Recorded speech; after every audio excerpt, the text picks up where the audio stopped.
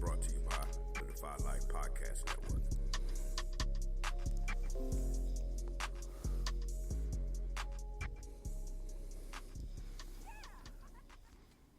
This week on the Defy Life Podcast, the guys preview Super Bowl 56, talk NFL black head coaches, and NBA trades.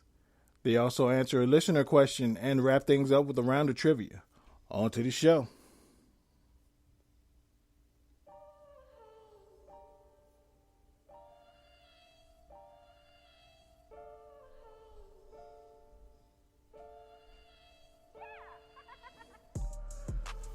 Welcome to the Defy Life Podcast, powered by the Defy Life Podcast Network. This episode is sponsored by Bud Bottles, home of the Bud Bottle and the Bud Freshener. Please visit budbottles.com for your odor eliminating needs. This is episode 209. Come on in, y'all. Wipe your feet. Close the door behind you. I'm your host, J.R. Glenf, joined as always by my wonderful co-hosts, Alvin Glenf, Thomas Stevens. What's good with you, Al? What's good? What's really good? Welcome 2022. It's like February. I need to be saying Happy New Year. All right. I need to say Happy King Day. Have we got to Easter yet? I'm not really sure because maybe. Well, yeah, might as well say it. Shit. No. Happy Easter, man. But nah, man. What's up, fellas? It is so good to be back, and yeah, let's go. Let's get it. No doubt. Welcome back. Pooh, what's good, man? Man, what is good? Like Al said, glad to be back. When I heard you, yelling out the commands of hey, go ahead and close the door. I'm on the show. That sounded really, really, really, really good. really, really, really good. No doubt. What's good, fellas? What's good? Ain't nothing, man. Good to be here. Yeah, man. That's shit. Everybody listening out there. I'm sure it's a lot fewer of y'all than we accustomed to because y'all ain't know we was coming back. We ain't said shit. We just a lot's been going on. So, but with everything going on in the real world that's holding us back, there's a lot going on in the sports world that we want to talk about. So let's y'all gather around the campfire. Let's talk. Yes. No doubt. Well, before we get too deep, I do want to shout out our listeners. Shout out to y'all. Shout out to our patrons. Thank you for your support. If you do want to become a patron and or just check out our Patreon page, man, and y'all go support us. Patreon.com/Go Defy Life. You can check out all of our exclusive content on Patreon, or you can become a patron yourself by doing that. And also you can check out GoDefyLife.com, the original, the granddaddy of them all, with all of our written content. You can also check out DefyLifeGear.com, which you can find all of our branded apparel. And last but not least, you can check out our podcast hub, DefyLifePods.com, where we not only us, but all of our other podcasts from the network are housed. Thank y'all for everything. Al, did I catch him up on everything? Dude, like the NFL playoffs this year, amazing. Oh, man. Has it been? It has. Word. All right. Well, just before we get to talking about other folks, let's talk about us, man. Pooh, what you been up to for these last... Shit, it's been about a month since we had a show, so what's been up, man? So you still ain't stop Allen. the first Allen for 2022. My joint went out. I didn't even hear a word you said. What happened now? What happened? Oh, it's the joint now. Okay. Yeah, it was the joint. We ain't claiming that's what we're doing. All right. I thought we... Right, we're supposed to be better than this in 2022. Yeah, man, just checking in on you, man. What's been up for the last few weeks, man? How you been? Oh man, we're doing well, man. And we got little basketball games with the young fella and work, school. Always trying to advance, become more, be more, and molding these young minds, man. That's all. Absolutely, no doubt. Al, what's been up, man? Man, man, word, it has been a minute. It's like, where do we start, right? It's been a while. But for the most part, man, it's just trying to take it day by day.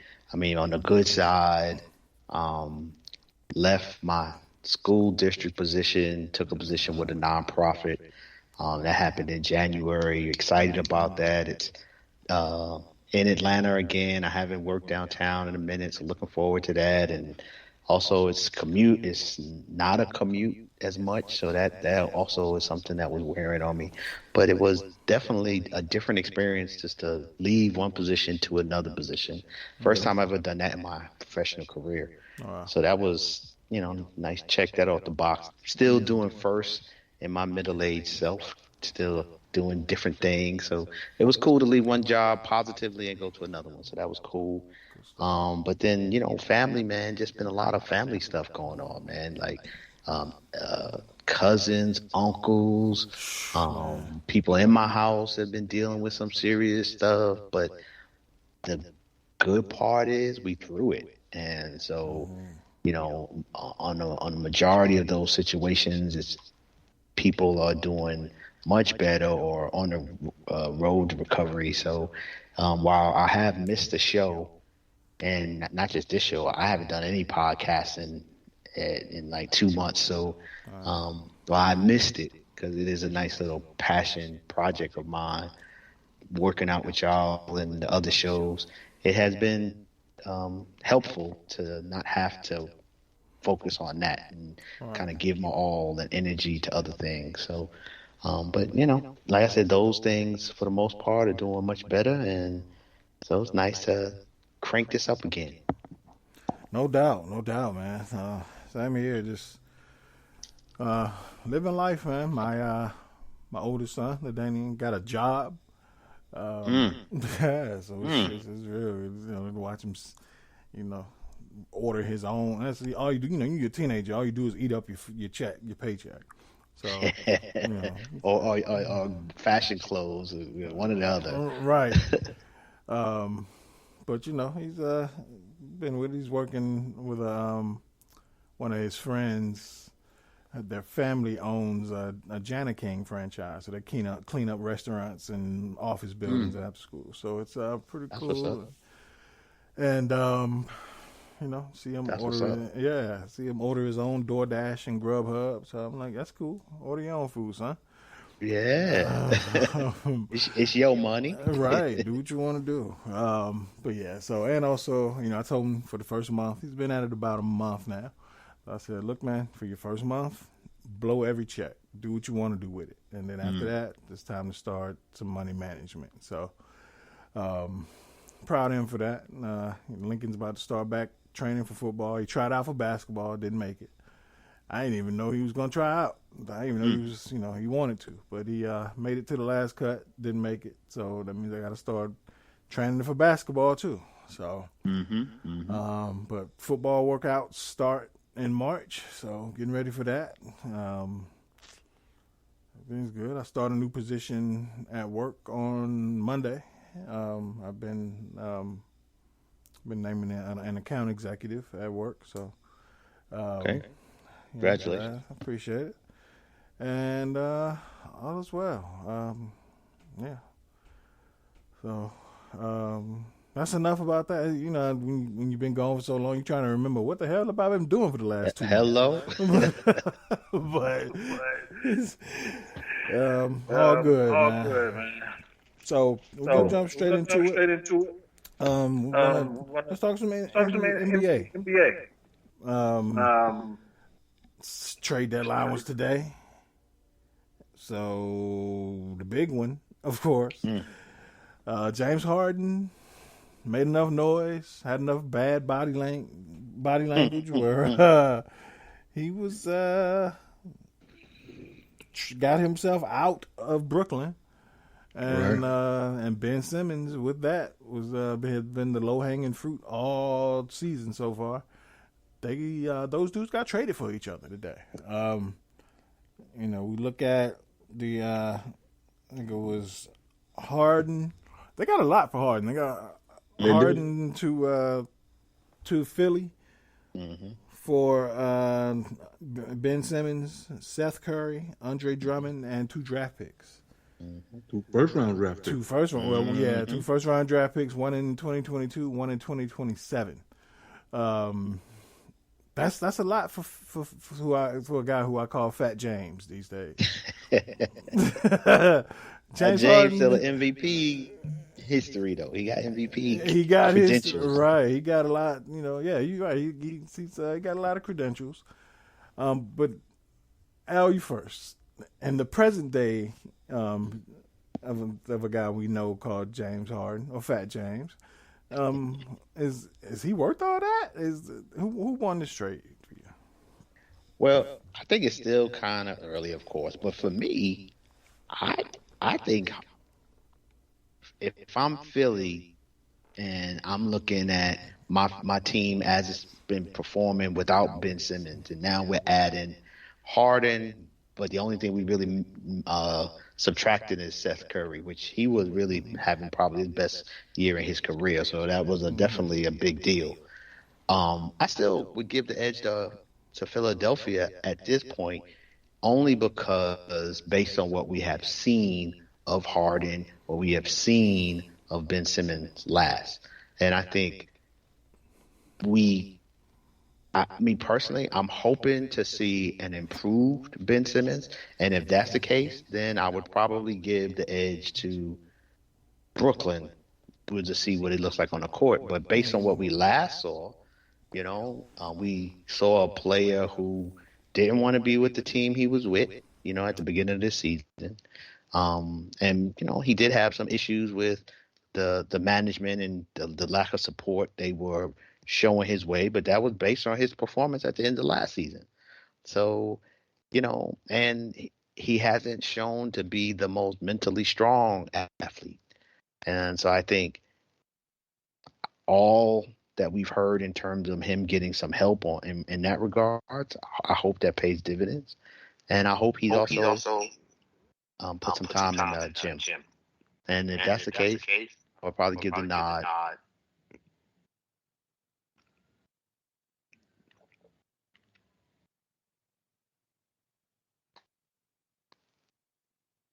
You still there, AJ? Yeah. Gotcha. So I was Allen. I ain't gonna lie. Was it a joint? Right. It was the joint. The joint got me. Go ahead, man. Oh, Pooh. Who you think won this trade, man? Fat James and non-shooting ass Ben. Man, I like the move. I like the move for both of them. Moving on from Ben, moving on from James. Like Al hinted to, the way Phillies, constructed and they extract what's the kid Curry and insert Harden. I mean, that goes without saying. So there's no need to even talk about who's the better player, in that, so to speak. So. And if I look at Philly, if I look at the Nets, they got younger. Probably faster, more athletic, more defensive oriented. Then the way they're constructed with KD and Kyrie, and what's to get Joe, and they're explosive on O, so they need another or a defensive anchor. Ben not gonna contribute. Well, he can run the floor. He's athletic. He can see the floor. He's a very good passer. He's a very good rebounder. So he can do all of those things. With all that being said, that's tough.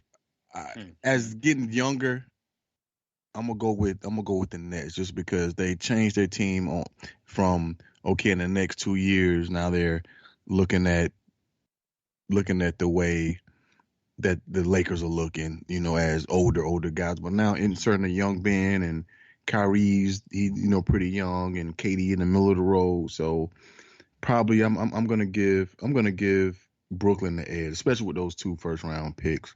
Even though they probably won't be good picks, but still, yeah, they got a lot of assets. They got Drummond, another big body. Those young guys play well for the Brooklyn, but I don't think any one of those guys still as good as Drummond. The kids that start, he's athletic, but I think Drummond is an upgrade. So I think they inserting 2 starters. Well, potentially 3. Put Curry in there for shooting as well, and they're getting two first-round picks. So I'm definitely gonna say those guys won the deal. No doubt.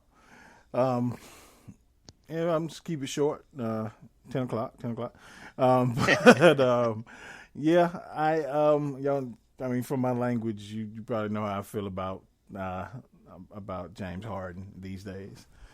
And then Ben Simmons, man, like, for one, what you're getting from him athletically, that's great, and and just he's an imposing figure, and at a point guard, if they, which they probably will, because that other bum Kyrie ain't playing part time, and and when he's out there, he ain't no point guard really like that, so he can play Ben at the point and allow, it allows Kyrie to be more off ball and be more of a scorer on offense, especially when Durant's hurt. And as often as he is, I hate this team. Y'all can't tell. I hate the Brooklyn Nets, like, because they got a bunch of dudes that's really talented with no leadership skills, and they got their own agendas. I fucking hate the Nets. I agree with that. Right. I agree with that. But so. And for Philly, like you said, Pooh, they insert a possibly a better scorer. I don't want James Harden being the leader of my team. I don't know if that's any better than having Joel Embiid as the leader of your team, but we've seen it longer from Harden that it's just not worked for him to be in a leadership. So he can be a scorer, but with the rule changes, I don't even know if he'll get his game back to where it used to be, creating fouls and going to the free throw line 60 times a game. Like, that shit ain't gonna work no more. And he fat now, and he old. So his hairline receding, all that shit that happens to people, it's happening to fat James Harden. And he still got braids. So yeah, any dude with a receding hairline, or any dude with braids in 2022, grown ass man. And on top of that, you got receding hairline braids. Yeah, I got no respect for you. So I fucking hate that team too. Tell them why you mad, Jay. Tell them why you mad. Yeah, it's been a long time. It's been a long time. Yeah, I had a lot on my chest, man. But yeah, so I like this trade for both teams because I don't like this trade for either team. Neither one of these teams are coming out of the East. So yeah. I mean, but what we've seen with Harden is, especially in the last few years, is when he's engaged, like connected, he plays better. And so I don't really know what his issue was with Brooklyn. Some people said the coach, some people said the market, some people said Kyrie. All of them. Right. So we'll see if this new, at least for this season, if it makes a difference in terms of his fitness and, him getting into the gym and his performance. All right. Yeah, man. So we'll see both these teams make a whole lot of noise and lose to the Heat or somebody in the playoffs. So we'll see. That is, unless Harden requests another trade when him and Joel Embiid don't get along. Well, no. Or KD gets back and he mad at Ben Simmons for being shorter than him. I don't know, man. He's mad about something. I hate this. Not having heart. Ben a shrink. He'll shrink now. Ben a shrink too. Yeah, Ben a shrink. Yeah, but shrink. Yeah, Ben a shrink. But KD's not a leader. For those dudes that shrink, they need leadership. KD, all he do is get mad at folks. I agree. Yeah.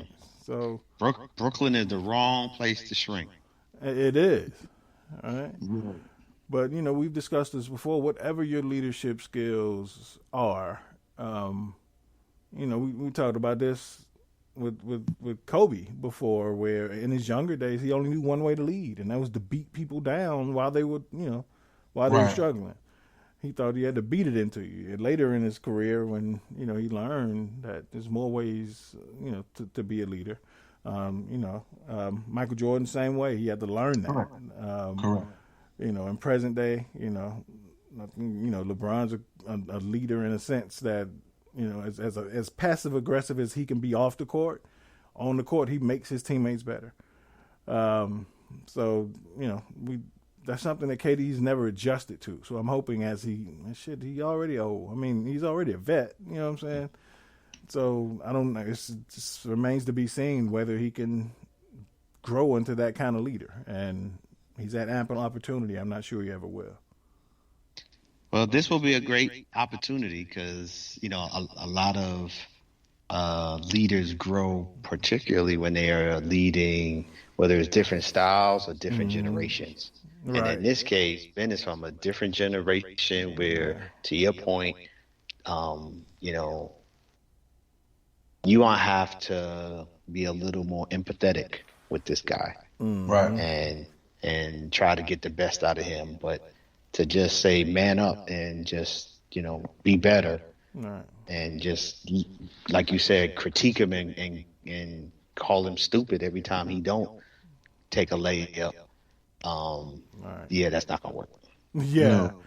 No. Yeah. And, KD, and like from a physical standpoint, Simmons is similar, in body type and what he can do physically. There's not many guys that close to 7 foot that have those kind of skills, handling the ball. So, KD could, help him with it's not like Simmons can't shoot. He just won't shoot.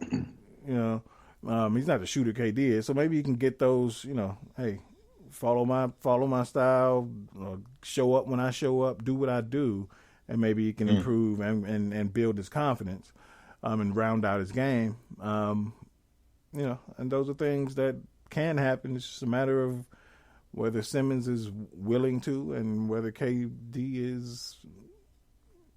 is willing to help.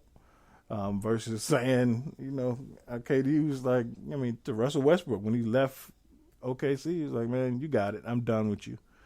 He stormed his way out of Golden State when, not on the best terms. So he's like, so maybe he embraces him. We'll see.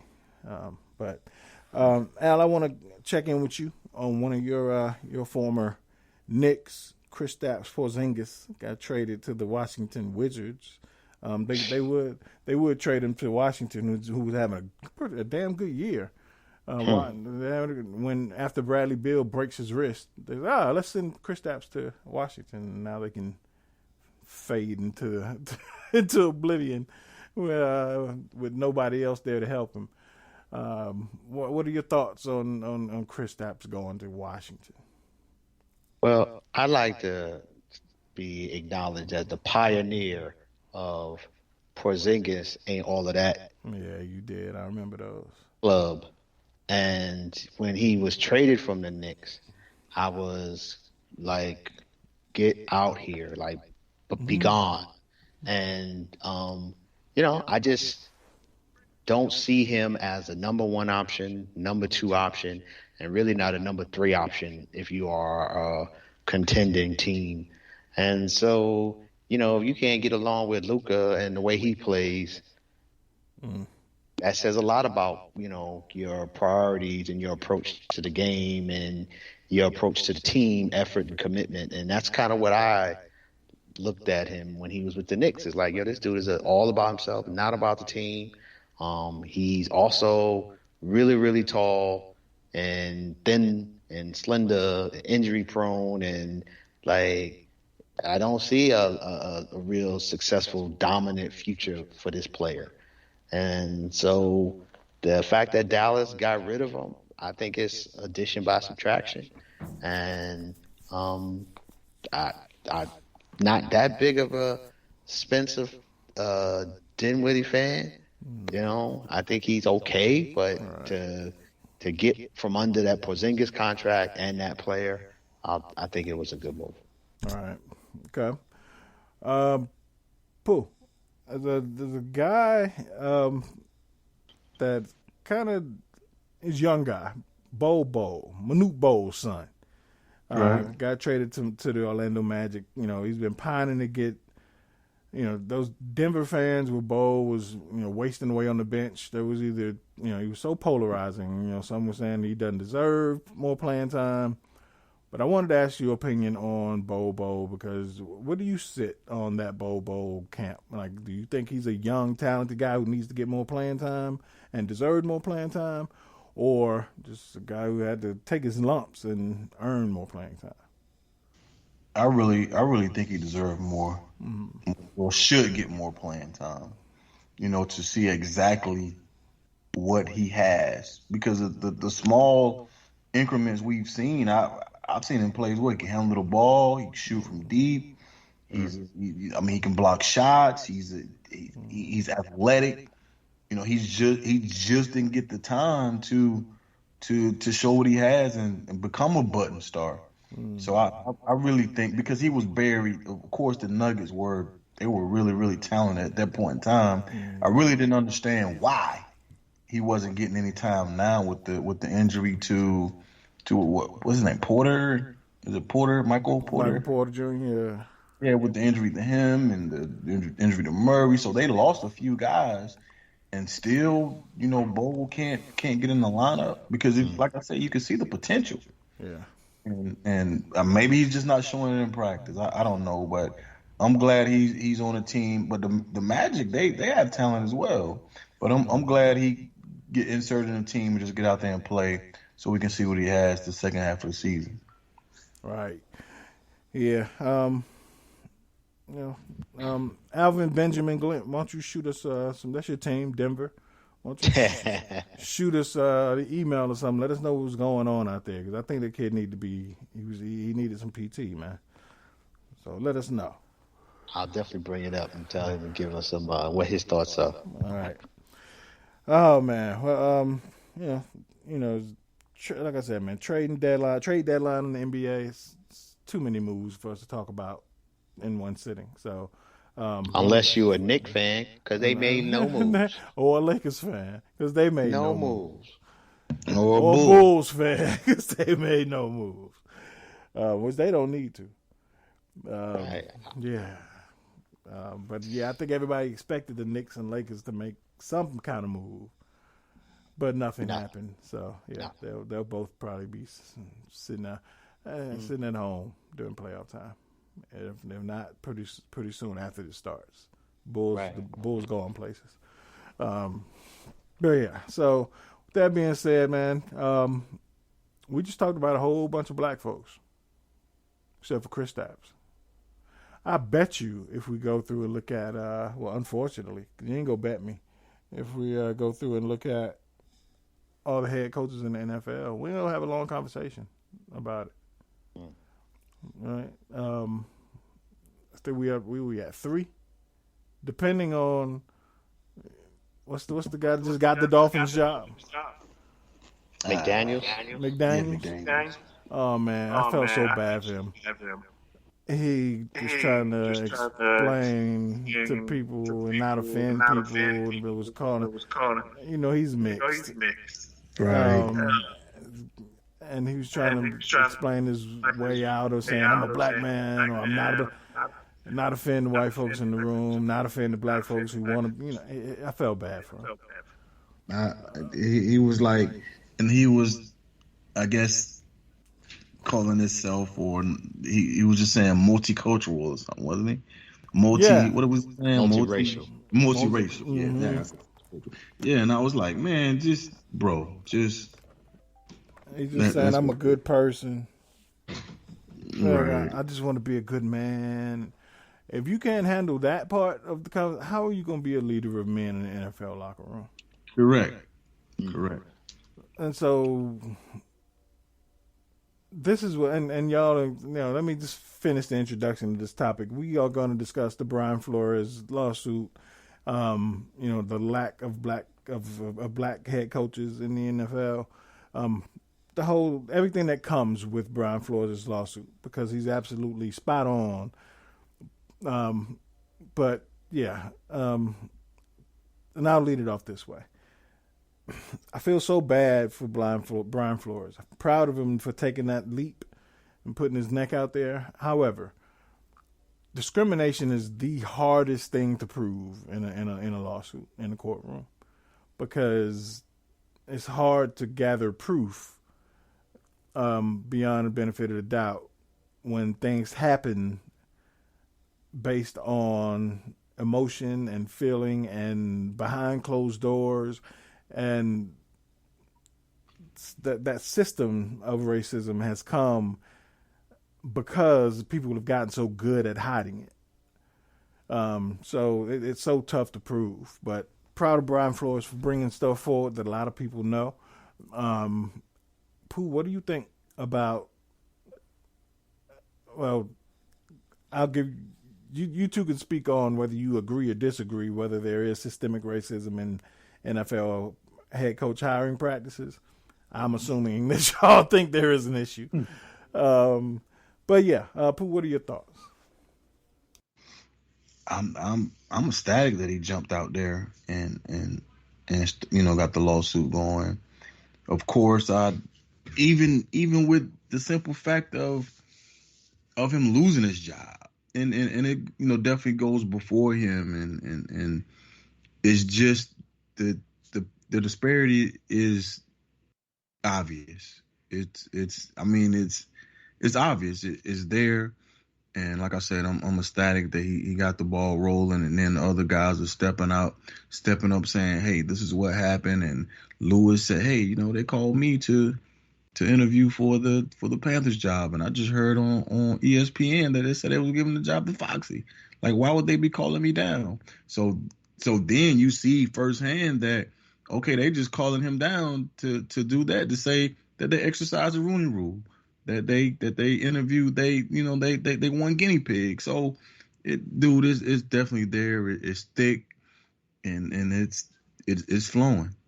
So like I said, I'm ecstatic about the lawsuit. No doubt. Al, what say you? Man, first let me start to say I agree with both of y'all. I agree with you, Jay, that it is something that is hard to prove, but it's something that we know. Well, I can't say no, because that's knowledge comes from proof, right? Evidence. So something we believe, something we suspect, something we are pretty sure based on our experience.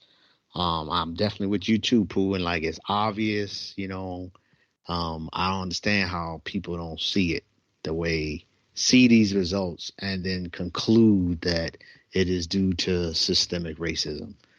I don't really get it, but I think that's just where I also, how I feel just about systemic racism generally, like that is something that it's hard to prove, but those who experience it, and believe have a certain perspective, like when they see the results of whether it's health disparities, educational disparities, political disparities, the police brutality, we attribute it based on our experience, based on how we see it, to systemic racism. Like, and I can't see it no other way, but I also understand and appreciate that when you look at something like even a situation that he referred, and that somebody was identified as the hire, but they still went through and interviewed him to be in compliance with this rule. Like, that happens all the time in so many organizations, and it ain't got nothing to do with race. All right. But it has something to do with the process, and that you going through, and you might, whether it's because you're familiar with somebody or you are given, you got a great interview and you're like, oh man, this person was awesome, I'm going with them. Oh, but I still got to interview 3 candidates. So you know what? Let me go on and just interview these 3 candidates, get it out the way. But I know who I'm hiring anyway. That happens all the time. Mm-hmm.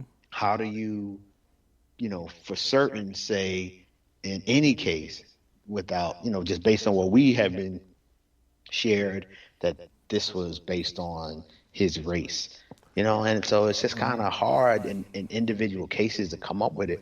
But I think at the end of the day, it's like looking at all of the results when you look at the league and just looking at all of the hires and the continued lack of opportunities that they give to coaches that they interview, coaches that they hire by dismissing them after a year or two, and other cats get chance after chance after chance or get promoted with little experience. Or in the Houston Texans case, they was interested in Josh McCown. He had no coaching experience. None. Like at no level. And they're looking to give that's crazy to me. So at the end of the day, I hope more coaches join the lawsuit. At the end of the day, I think it's more about the Rooney Rule itself, that it is flawed. And it's only revealed the flaws that we've known all this time. I guess with the flaws, we hoped that through exposure, through giving these coaches experience, that these owners would look past their backgrounds, look past their connections and relationships with these people and give other people an opportunity based on needing to be more inclusive and more representative. But apparently that does not work. Right. Yeah. And shout out to the late Dan Rooney for pushing for that rule, because that was a start. Unfortunately, it's outdated and nobody's expanded upon it really, not in a meaningful way. But what it has become, much like a lot of things in this society, it's become a symbolic gesture instead of actual change. And so I agree with you, Al, that and both of you. And to listen to guys like Tony Dungy, who we know is he may be the least imposing black man in NFL history. Right? White folks love Tony Dungy. But to hear him talk about his struggles, remember when he was a coordinator in Minnesota, the defensive coordinator, and for a year after he was the Eric Bieniemy of the 80s and the 90s. Mm-hmm. Yes, he was. And to hear him discuss his experience going through the channels of becoming a head coach, he discussed he would go on high. Well, for one, he discussed that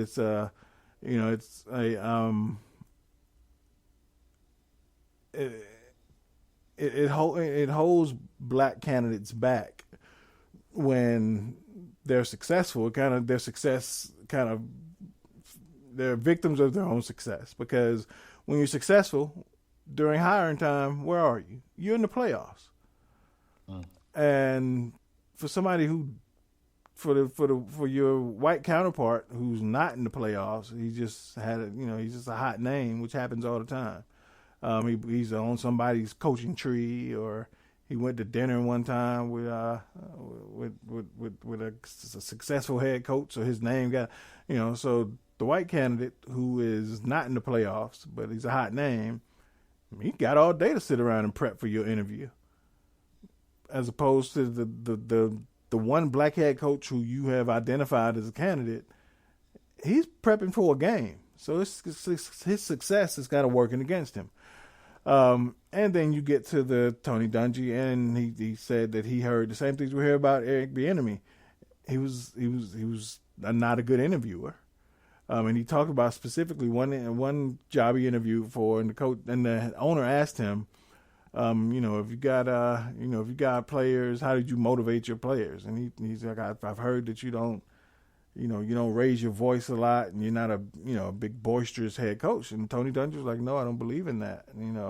I believe I treat my men like men, basically. And the coach looked him in the eye and said, yeah, that's not what we're looking for. Sorry.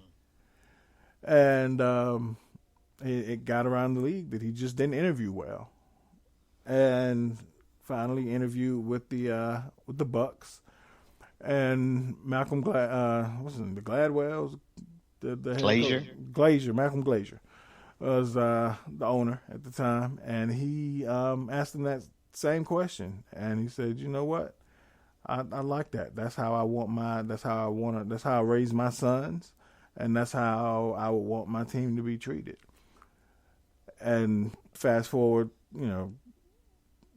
2 years when he turned that franchise around pretty much, and he was at a league meeting with that first owner. He wouldn't say names, but the first owner came up to him and said, "You know what? I was wrong. There's a lot of ways to skin a cat, basically." And but that's the benefit of the doubt that black coaches don't get. So if it's like in most circumstances, but again, it's so hard to prove because again, you have those apologists or just flat out racists who'll say, well, the best man for the job got the job. Like they'll intentionally be like morally and emotionally unintelligent, and it's just dishonest. But they'll play stupid basically to get their point, to have their point held. But it's tough, you see, even when black coaches are successful, you see it. You see the misnomers about, how successful or how great. How can you see it in Pittsburgh all the time? We saw it this year where the people started making up rumors about Mike Tomlin wanting to go to Southern Cal, and like, why would he want to go to Southern Cal? Like, you're an NFL head coach who's one of the best in the league. Why would you want to go back to college? And he said it himself. Go ask Sean Payton the same question. Go ask Andy Reid the same question and see what why you ain't asking them that. So it's it's obvious, but it's easy to get away from if you want to shy behind it. But we're back to 3 black, well, I guess 2.5 black head coaches because McDaniel ain't. Oh, just two. Just two. Just two. No, I mean, I believe, I'm a big believer in you, based on whatever you identify with. That's what I'm calling. That's what I'm giving you. Absolutely. And so, if he identifies as multiracial and hey, there's nothing wrong with that. There's thousands, millions of people who identify as multiracial. That's the category I'm giving you. Because to me, to be black is something you identify with. It comes. It's an experience. It's not it's not a burden. It's a privilege. So if you don't want it, that's fine. You ain't in this group. So it's 2. Right, and you're right. And that's how I look. Like I didn't get the people that was like, oh man, you a sellout. How can you be a sellout when you was never in that space? Right. So I didn't get it. And again, like, for you to like to put, how can I, like to push something off that you don't want to be identified as, and then in that same sentence, in the same breath, to identify your father as one of those. That's cringeworthy. Right. Why you say that? Because he made it a point to say, my dad's a black man. Almost as it came across as, but you better believe I'm not. Okay. Gotcha. Right, and so to emphasize that, like, he didn't have to bring his parents into it. We know you mixed. You just said that. And so to emphasize saying, that my father's a black man, that's his experience. I ain't got shit to do with that. Wow. That was. But again, if you a leader of men and you go into, you got black men, you got multiracial, you got white, everything in that, in that locker room. That's how you gonna address it? Stumbling and stammering all over yourself. You can't even address it. Like that was bothersome to me. Yeah, I mean, race is one of them topics that, it takes a lot of courage, experience to deal with it well. And, like I said, I am hoping him the best, but he doesn't fit I will not categorize anyone who doesn't categorize themselves as black. Right. And Black. And I wouldn't want him to. And you just, it's fine. That's just you ain't black. Right. And but if you gonna stand there, wherever you stand on it, stand there and say it. Like, I would have been much more appreciative of, look, guys, I know what you want from me in this instance, but you're not gonna get me. You're not gonna take me there. I don't own the black experience like that. I don't own the white experience. I'm both. So I'm both or I'm neither, whichever way you want to, classify it. But however you say it, you can't get up there, stuttering all over yourself and you can't answer a question. Like, that's the worst way you can come across that you indecisive about who you are. Right. And try to coach. Exactly. Like, you going, oof, man. And then that really just screams like nepotism. Like, like you getting this job because of who you know. Mm-hmm. Like so many jobs are. Right. And, to me, I think, and I know we want to be done by 10, so I'll be quick. To me, it is a big solution, big part of the solution is getting black owners, getting black GMs, getting black presidents in the NFL. Like, that is the solution. The Rooney Rule is as good and good intentioned as it may be, and good spirited in history and all of that. You can't make people hire. People have the right to hire who they want to hire, and I will respect that. Right.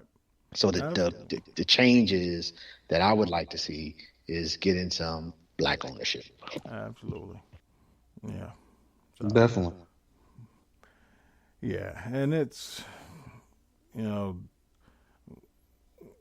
end with this. You're absolutely right, because black head coaches don't benefit from the trickle down effect. Right. Or their networks from above. So, just like anything else, any other realm, they got to be 3 times as good to get those opportunities. And when it's gone, like you see the Byron Leftwich was ready to sign on as the head coach of the Jaguars, but he didn't want to work with Trent Baalke as he went through the process. And Trent Baalke's on this 3rd GM opportunity, and nobody wants to work with him. They still don't have the coach that they wanted. They in Leftwich, he was about to sign, but he asked questions, and the more he started asking questions, he realized, I don't want to work with this dude. And Trent Baalke's flamed out in San Francisco. Now he's in Jacksonville, and nobody wants to work with him. And so that goes to show, like, as a black head coach in the league, you got to make sure that opportunity you get works for you.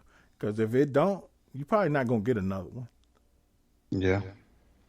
Well, shout out to Leftwich for removing himself from consideration, because I just think, too many of us, when we are looking at jobs, don't have that leverage, don't have that opportunity to say, nah, I'm good. Right. And I'll wait and, try to get the next better opportunity. Exactly. So shout out to him for, choosing him.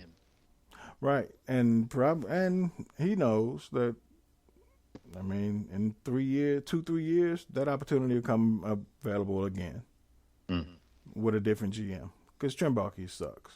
So he knows it ain't going to take too long. So, I don't know. Anything else y'all want to add on this, man? Because I could go on forever on this topic, but we got to move on. Right. I'm good. All right. Which brings us to Super Bowl 56. Unique, I would say. What's one word you would describe this Super Bowl as, Al? Word I would use is exciting. I think it's going to be an exciting game. Okay. What about you, Pooh? I would say refreshing. Okay. I don't see the same old. Right. Yeah, that's why I say unique. In the sense that of course, the Bengals. We never expected to be here. Nobody did. If somebody told you at the beginning of the season they had the Bengals going to the Super Bowl, we don't believe you. You need more people. Or also unique that when we've seen the Rams in the Super Bowl and win it, but that was in St. Louis. We've never seen the LA. I haven't. In my lifetime, never seen the Los Angeles Rams in the Super Bowl. So it's interesting to me because the only LA Rams I know is the same old Rams, like the 49ers used to say.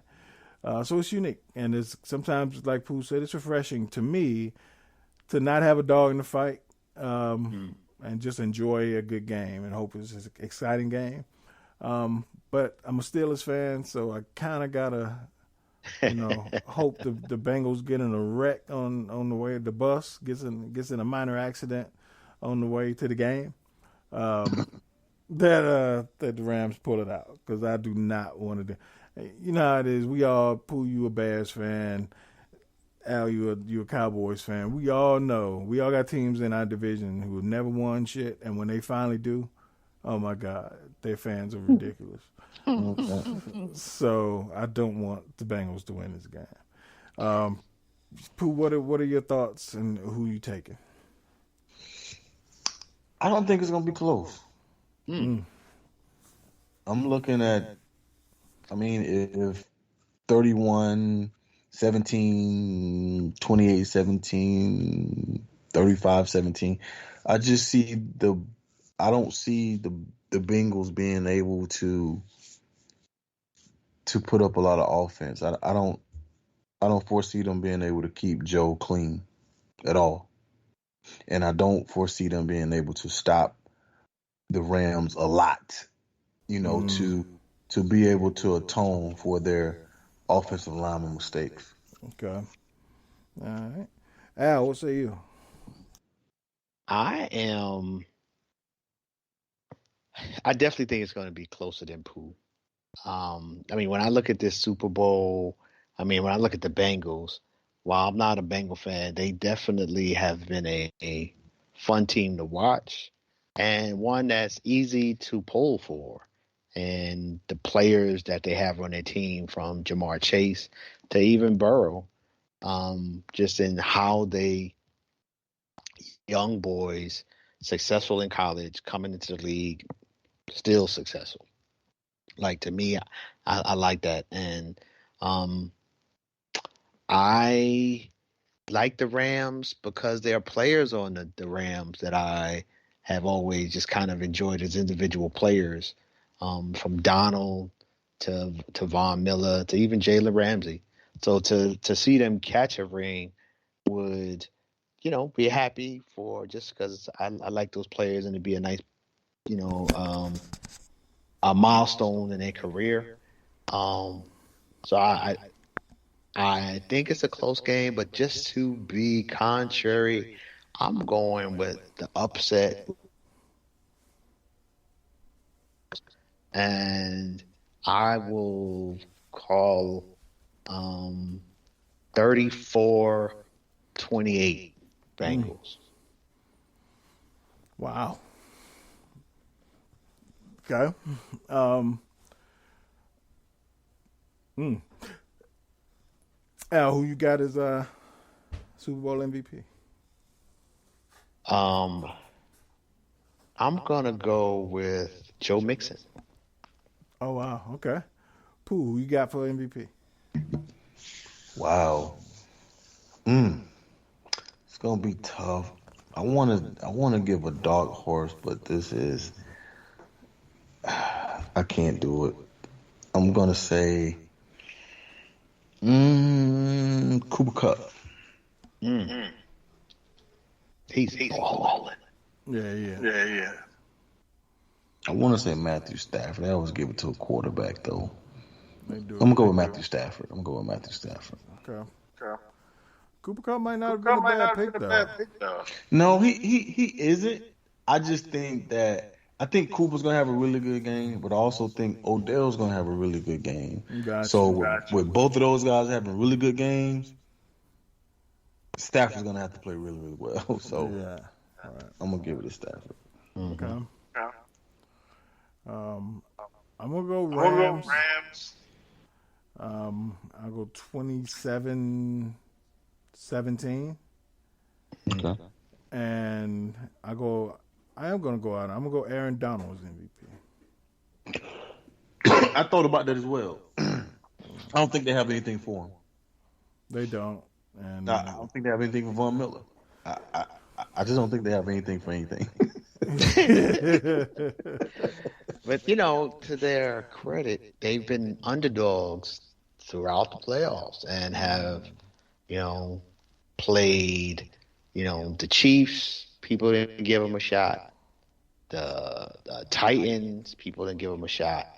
And so for them to be here in the Super Bowl, one thing I'm pretty confident of is the young quarterback Burrow isn't going to be like pull a Ben Simmons and like shrink. No. And so I think anytime you have your leader and you coming in confident that then they're gonna be there to the end, leading, and just get up and move on to the next play after play after play after play. I think that brings a lot of confidence and a lot of pressure on the other team to match that level. And I think when you look at quarterbacks and just think of from a poise perspective, I would give the edge to Burrow, even though he is a young cat. And so anytime it's about who's going to have the tight ass clinched, and you looking at, well, this quarterback might be a little questionable. Hey, I'll take my chances with the young boy. well, that's the only thing though. Like you talk about ass clenching. Mm-hmm. Who's that? Like all things being equal, I would agree with you. But when you look across and you see, I don't even know who the Bengals. Sam Hudson, ain't that his name? And the Bengals' top pass rushers. Oh, Hutchinson is a beast. Yeah, Hudson's a beast, but he ain't Aaron Rodgers. I mean, he ain't Aaron Donald. Oh no. Oh no, not at all. Yeah, right. So that's what I'm saying. Like all things being equal, like I could see Joe Burrow's gonna do a lot less ass clenching. But when you look across and you see Aaron Donald versus Hutchinson, yeah, he might do. And considering Aaron Donald's, Joe Burrow, he was sacked the third most times by any quarterback this season. And I would expect him to get sacked on Sunday. Right. And right. That's going to be. I think they almost come in thinking, all right, we know we're going to get sacked 6 times. So that's going to happen. And I don't think Stafford's going to be scared of the defense. I just wonder if the moment will get to him, not the defense. Yeah, I don't know because I just look at it differently because not only is Stafford he's a vet that's never been in big games like this, right? And this is his moment. Like I picked the Rams to go to the Super Bowl this year strictly because they got Matt Stafford. Because to me, he's been a victim of just being on a bad franchise his whole career. And we all know it's Detroit's one of those places where NFL careers go to die. And unfortunately, he started in his deathbed, and so I like Joe Burrow, but Stafford been doing this for years. I don't see any way he's going to shrink or get and clench his ass either. I just think it's more about they kind of cancel each other out to me, and so not on an emotional level or an attitude level is all those sacks gonna catch up. I just think we're playing football and those are bad plays to have in a Super Bowl. You get sacked so many times. Like just the logistics standpoint of it keeps you out of short short third downs. I just think, but I also see if you think Joe Mixon's going to be the MVP, I see where you're coming from. Like, them sacks ain't going to matter if your running game is rocking like that. Right. So and with Cooper Kupp, again, I'm a Steelers fan. I saw 5 years of Mike Hilton, and he can't cover Cooper Kupp. They're going to have to put so much coverage on Kupp, and if they're going to stop Kupp, it ain't going to be Hilton alone. So they got to put so much on him that Odell going to break out and kill him. Because Hilton can't cover Kupp one-on-one. It's just a lot. But, I mean, I don't think it's going to be a blowout. 10 points, I don't think it'll blow out. 27-17 is what I see. I mean, my heart wants to see 51-3, but that ain't happening. Dang. You want them to get drugged. Man, on Ocho Cinco and TJ Hushmanzada, I want them to get drugged. All of that. Man. But yeah, what are we looking like? Y'all want to do trivia or no? First time back, I might be rusty. Yeah, I'm okay with calling it. Yeah. Yeah, I'm okay. It's the 9 double nickel. We can call Yeah, it. Right. Word, man. Well, what's it? I ain't got nothing else for y'all, man. Any parting shots? Pooh, you got something? I don't, but hey, I was reading this article. So this is mad super quick. So the guys scammed for 18 mil with the PPP loan, and they convicted him. They convicted him. Now they can't find him. With $18 million, they think they're gonna get him. Yeah, they wouldn't find me neither. Right. So y'all let them walk out the courtroom, knowing they got $18 million at their fingertips. Wow. Egg on your face. Right, it's your fault. Right.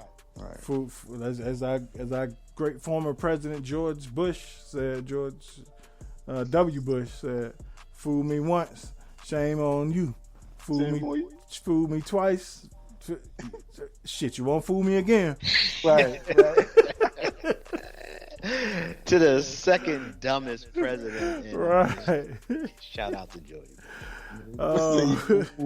He said, "Just don't get fooled again." Just don't get fooled.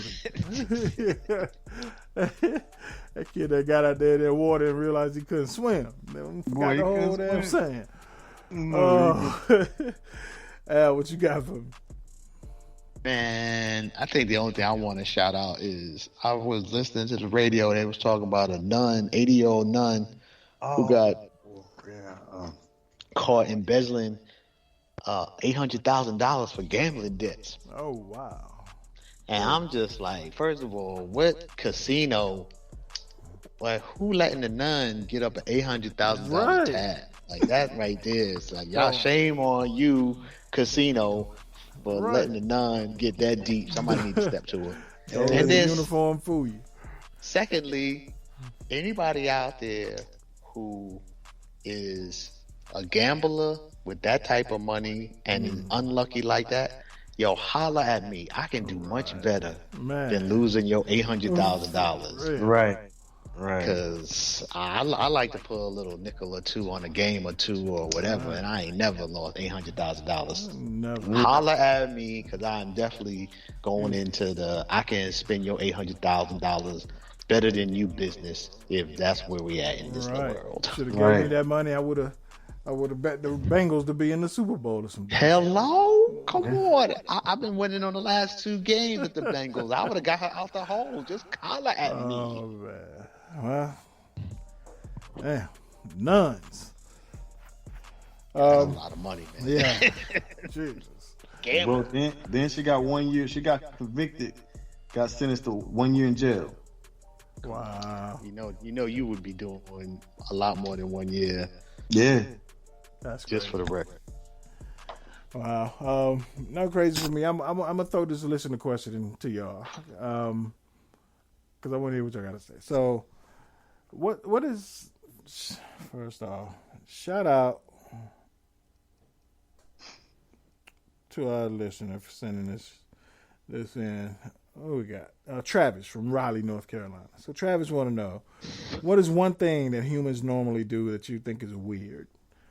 This question kind of took me some places because I was like, I never thought about it, but just things Me that neither. we do as normal. And the first thing I'll go first. Sleep is weird to me, and because I know on the surface it sounds weird for me to say that, but it's weird to me because you got to lay down and pretend to be asleep in order to go to sleep. I never understood that shit. And if you can't sleep, you sit there and just pretend for hours like a fucking kid. Like I'm pretending to sleep so I can go to sleep. I never understood it. So even if y'all ain't got answers, that's the one that jumped out to me, and I didn't want to short my man on this question. Right. I have two actually. Yeah. So the first one I have is farting. Okay. I mean, not weird as in like you a weirdo for farting, Right. but weird as in like the idea that just gases, all of us just be coming out of our body is just 20 kinda, times a day on average. that's kind of interesting to me. The other thing that I think is just strange, odd, I think racism. Like I think the idea that people attribute like deficiencies, character, intelligence to something as arbitrary as skin, the color of our skin, and well, it could be the color of your eyes, it could have been the length of your hair, but for whatever reason, somebody at some long time ago came up with skin. Like that to me is just like that's just dumb. It's just weird. Yeah. It's just How it's insecure crazy. is that shit, right? Like, you know what? Yeah. Yeah, you're right. Pooh, you got one? Man, I don't really have one. The only thing that I could remotely think of to me, and I can't associate this with all people, but just to me, some sense of humors or weird, just like those ultra talented guys, like they have a really weird, sense of humor. So like I said, just thinking about it, that's the only thing I could think of. But nah, I really I want to dive back at this. I want to I want to look at this again. I gotta come up with something. Yeah, I gotta come up with something because I've seen stuff and been like, man, that's really weird. I wonder why people do that. But right now, I just can't think of what that is or what that was. All right, we'll revisit it next week.